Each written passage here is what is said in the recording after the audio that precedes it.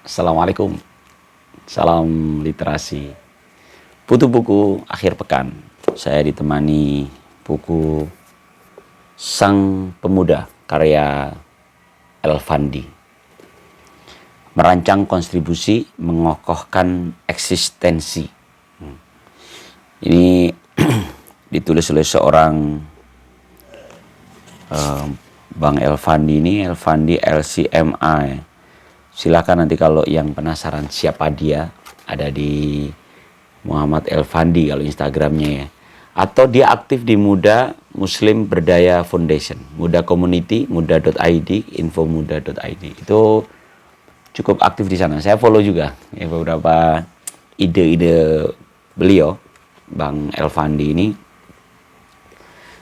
dituangkan di berbagai kanal media sosialnya. Buku ini buku yang kayaknya sih saya pernah singgung juga, saya lupa di dalam satu diskusi ya. Ini buku yang menarik ya, Sang Pemuda ini. Memang hasil simpulannya sih saya merasa terlambat membaca buku ini karena banyak hal yang opportunity cost ya, hal yang bisa didapat dari seorang yang memang di usia yang masih belia untuk mengambil inisiatif. Kalau bahasa di sini adalah berkontribusi gitu. Nah, kayaknya dalam beberapa bab di sini seumuran saya sudah terlambat gitu.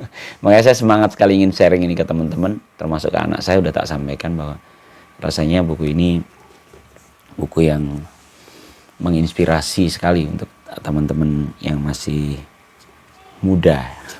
Kalau bahasa di sini itu bahkan disampaikan dalam satu babnya, mengapa Allah mengangkat Nabi itu pasti di usia muda gitu ya. Dari sejak muda, karena muda itu usia yang saat fisiknya sedang bagus dan kematangan otaknya juga bagus, dan secara spiritual dan emosi juga pas gitu, pasti gitu. Karena itu bergeraknya kan berbeda ya. Semakin matang kita secara emosi, namun fisik kita turun. Jadi, sehingga ada masa-masa yang perlu kita siasati gitu ya. Saya tertarik dengan buku Sang Pemuda, harus jujur saya jujur sebelumnya karena saya tertarik dengan penulisnya. Jadi saya mengikuti beberapa YouTube-nya Bang Elfandi dan saya terinspirasi lah dari banyak statementnya. Dulu dia ada kajian rutin tentang Sirah Nabawiyah dari sudut pandang yang sangat relevan dengan kondisi sekarang gitu. Jadi boleh teman-teman follow lah, ikutin medsosnya dia. Kemudian buku ini sebenarnya ditulis dalam bentuk artikel-artikel lepas gitu ya. Walaupun terdiri dari secara sistematika, terdiri dari 6 kelompok besar gitu, 6 bab ya kalau boleh dibilang, 6 bab dengan capture-nya ada 40 capture. Penulis sendiri di mukadimahnya sudah mengingatkan, silahkan untuk membaca tidak runut pun nggak masalah. Tapi Bang Elfandi mengingatkan, dia berharap 15 tulisan pertama dibaca runut katanya gitu. Karena di situ tuh dia memang bagian dari. Jadi gini, saya bacakan runutannya ya. Jadi capture 1 sampai 15 kalau kata Kang Elfandi suruh dibaca runut. Itu ada di bab 1 dan bab 2. Bab 1 itu tentang konsepsi diri, dan bab 2 itu kapasitas. Di konsepsi diri itu ada misi pemuda itu apa, garis tanggung jawabnya, ketiga mengukur kesempatan, keempat kapasitas diri, kelima masa belajar, keenam kontribusi. Itu semua konsepsi diri. Nah, ini diharapkan teman-teman yang membeli buku ini atau mau baca buku ini, pastikan yang 15 judul pertama itu mending dibaca runut ya. Karena itu sebenarnya kayak kurikulum ya. Jadi konsepsi diri itu ada 6 ya, ada 6 subjudul. Kemudian di bab keduanya itu desain kapasitas. Itu ada berapa ya? 9 judul. Jadi ada yang capture 7 itu rencana kontribusi unggulan. Jadi kita punya kontribusi unggulannya apa sih gitu. Kita tetapkan. Kemudian pesan kehidupan. Nanti ada cerita tentang posisi kita di kehidupan kita yang panjang ini. Kemudian mengetuk pintu sejarah, membaca realitas ya. kemudian saringan potensi kita disaring, kemudian pemuda peradaban, biografi dan kurikulum pribadi, mentorship dan life planning. Detil sekali ya. Bahkan sebenarnya kalau teman-teman ikutan yang tinggal di Bandung, sebenarnya sih bisa ikut program-program yang muda berdayanya Kang Elfandi ya. Kurikulum itu ada. Oke, itu bab 1 dan bab 2. Diharapkan tadi baca secara runut. Kemudian bab 3-nya keseimbangan hidup ya. Kemudian bab 4-nya thinking capacity. Kapasitas berpikir kita, termasuk bagaimana rekonstruksi pikiran kita gitu. Dan ini sekali, ini kalau teman-teman baca nanti silahkan googling siapakah Kang Elfandi, teman-teman akan merasakan tradisi belajar beliau ya. Beliau itu sangat gemar belajar, pembelajar sejati. Jadi tradisi pembelajar seorang Elfandi itu luar biasa. Bahkan di luar negeri, sempat di Timur Tengah dan belajar di Eropa. Nanti silakanlah kalau mau kepoin siapakah dia. Sehingga apa yang dia tuliskan di buku ini sebenarnya sesuatu yang memang sudah dilaksanakan oleh sang penulis, ya, sudah dijalani. Kemudian ada accelerate learning ya, itu bagaimana kita ada di cara baru belajar, termasuk ini bagaimana merantau, itu bagian dari proses belajarnya. Eksplorasi, terus eksplorasinya secara mandiri ya, bagaimana pembelajar yang digital, bagaimana pengetahuan generasi Al-Fatih yang akhirnya mengalahkan Konstantinopel ya.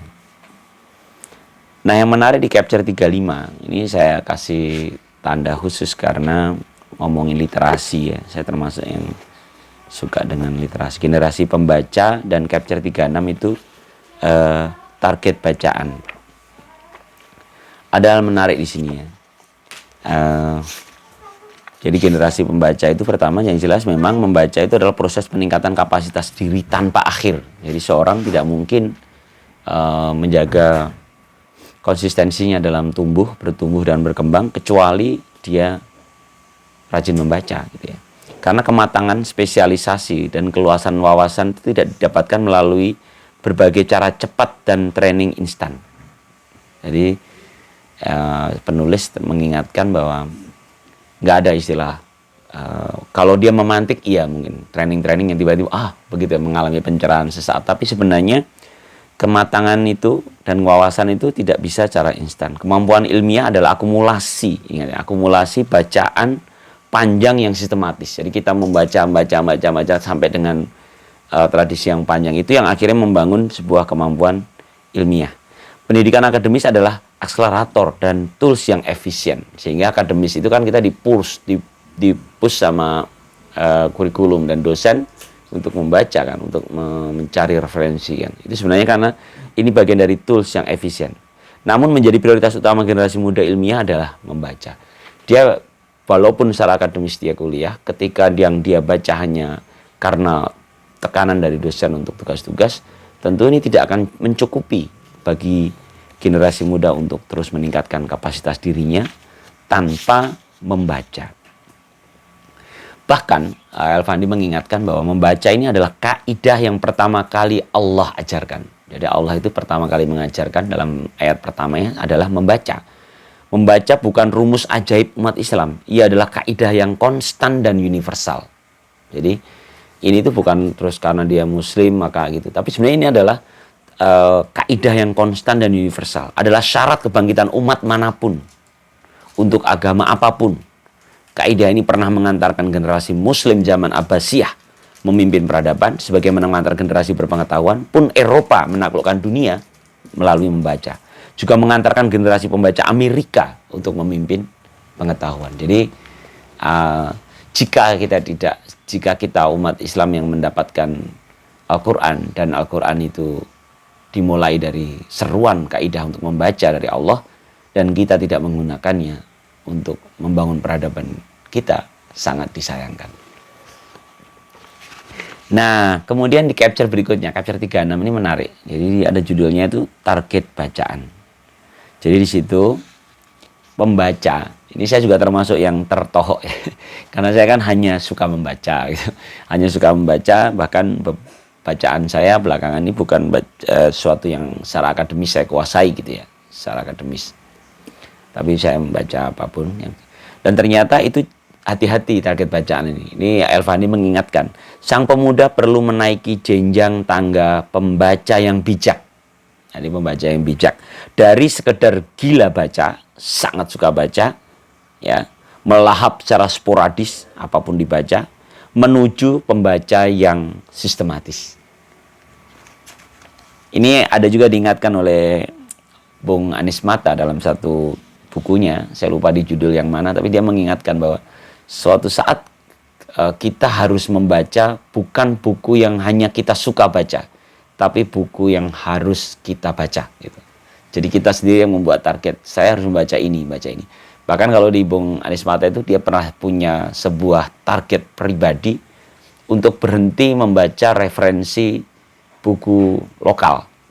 Dia menekan dirinya untuk dalam beberapa jangka waktu tertentu hanya membaca literasi asing untuk memperkaya bahasa asingnya, literasi asing. Bahkan kalau nggak salah bahasa Inggris gitu, terus kemudian bahasa Arab.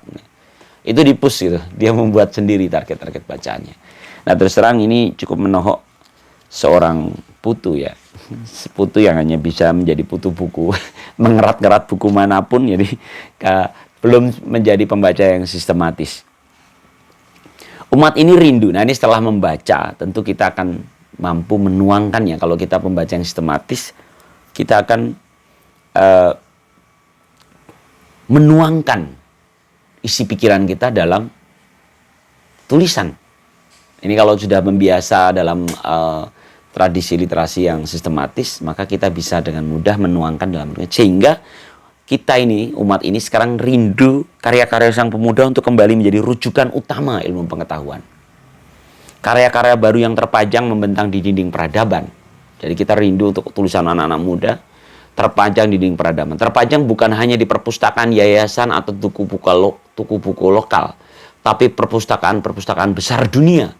Terpajang di Rak Library of Congress ya, Prancis atau Alexandria Mesir. Ini mimpi-mimpi besarnya seorang Elvandi. Luar biasa ya.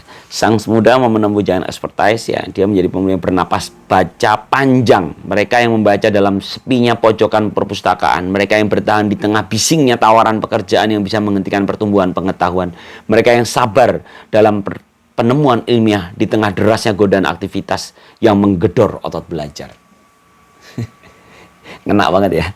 Di zaman sekarang ini kan obrolan setelah lulus kuliah pasti obrolannya bagaimana nyari kerja di warung-warung kopi, bahasan kita bahasan-bahasan tentang ya pekerjaan, kesibukan, lalu yang paling sedih lagi konsumerisme ya.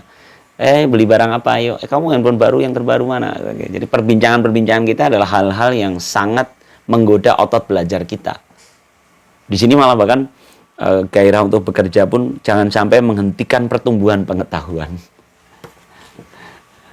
Jangan-jangan kita bagian dari itu ya. Kita sibuk bekerja, berputar-putar, kita tidak tumbuh. Ini obrolan yang kemarin ya. Jangan sampai kita tidak tumbuh.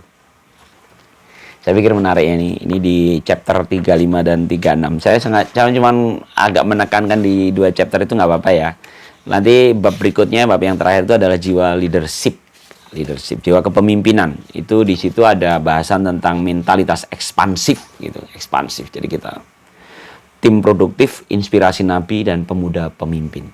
Saya jadi ingat pesan Bang Gita Wirjawan dalam konten YouTube-nya Endgame ya, Endgame.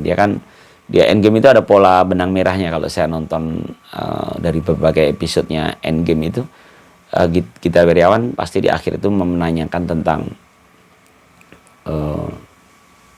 besok di 2045 ya. 2045 apa menurut si narasumber itu apa yang akan dilakukan. Jadi dia selalu menanyakan panjangnya, ya, ruang panjangnya. Ya.